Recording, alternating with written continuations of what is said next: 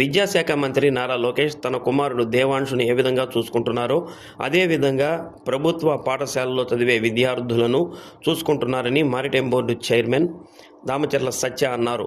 చదువులో టాపర్స్గా నిలిచిన వారికి షైనింగ్ స్టార్స్తో ప్రోత్సహించి నగదు బహుమతులు అందిస్తున్నారని చెప్పారు. పేరెంట్స్ మీటింగ్ పెట్టి పాఠశాలలను అభివృద్ధి చేస్తున్నారని వివరించారు. సక్సెస్ అనేది ఇంతటితో ఆగకూడదని, ఉన్నత స్థాయికి చేరుకునే వరకు కష్టపడి చదవాలని సూచించారు. విద్యార్థులు ఏ స్థాయిలో ఉన్నా తల్లిదండ్రులు, గురువులను జీవితంలో మర్చిపోకూడదని కోరారు.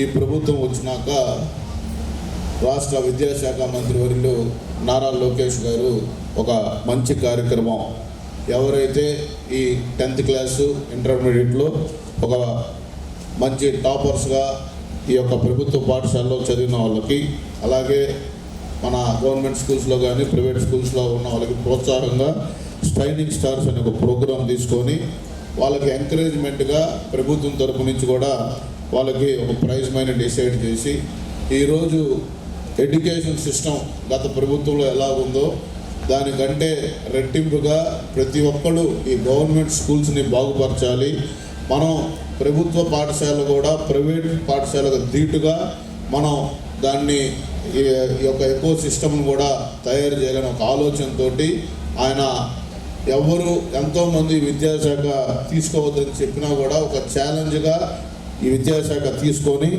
ఈరోజు దాంట్లో పిల్లలకి నాణ్యమైన భోజనం దగ్గర నుంచి చదువు దాకా అన్ని ప్రోగ్రామ్స్ ఒక వాళ్ళ సొంత పిల్లవాడు దేవాంశ్కి ఏ విధంగా చేస్తున్నారో అన్ని పాఠశాలలో ఈరోజు రాష్ట్రంలో అన్ని పాఠశాలల్లో ఆ కార్యక్రమం అలాగే జరుగుతుందని కూడా తెలియజేస్తా ఉన్నా.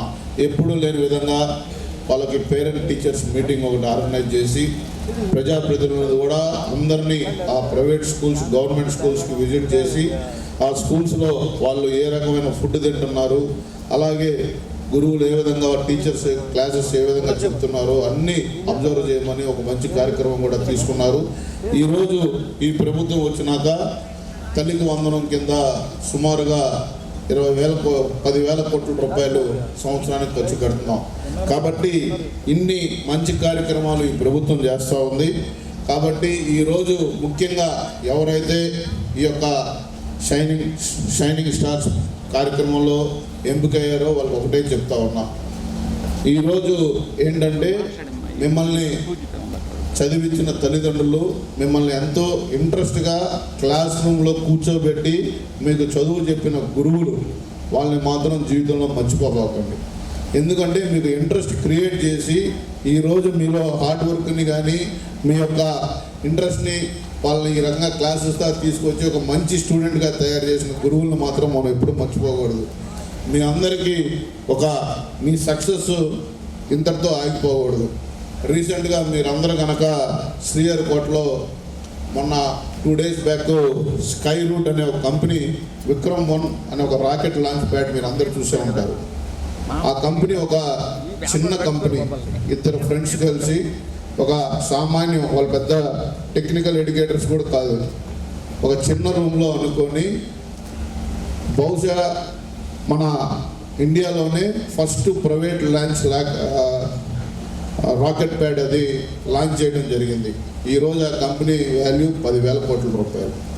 కాబట్టి మీ ఆలోచనలు ఇక్కడితో ఆగకుండా మీరు కూడా పెద్దగా ఏం చేయాలని 2 ఫ్రెండ్స్ ఒక రెస్టారెంట్కి వెళ్ళి లేట్ నైట్ అయ్యి వాళ్ళకి రూమ్కి వెళ్ళడానికి ట్యాక్సీలు దొరక ఒక బటన్ నొక్కితే ట్యాక్సీ రావాలని ఒక ఆలోచనతో వచ్చిందే ఊబర్ అనే కంపెనీ.